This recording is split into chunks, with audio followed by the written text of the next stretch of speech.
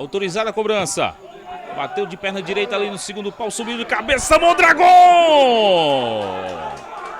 Grande defesa pelo time do Pacatuba. Autorizada a cobrança. Bateu ali fechadinho, subiu de cabeça. FCF TV.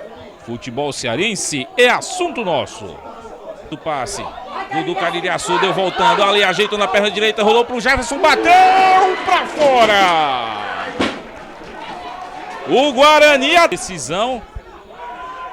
Falta um pouco mais. Vem tentando agora o Pacatuba. Olha a virada de bola.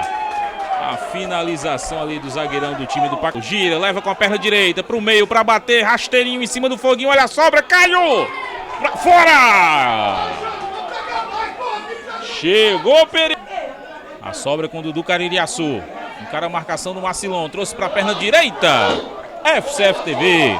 Futebol cearense é assunto nosso. Para a grande área. Vira o jogo.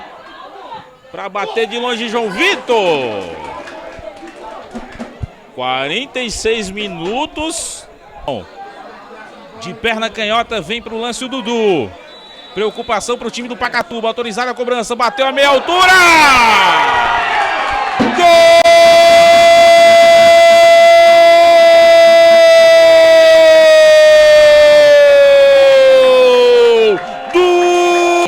De chegar na segunda fase, mesmo dependendo do resultado, mas com alguns resultados aí que se mostram. Lá vem o Dudu. Lá vem o Dudu, cobrança fechadinha mais uma vez!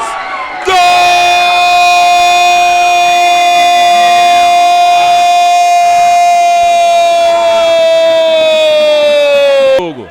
Tá livre por ali o João Vitor.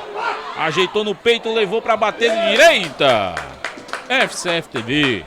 Futebol cearense é na passagem boa do Raulisson. Encara a marcação, puxou para a perna canhota, bateu para fora.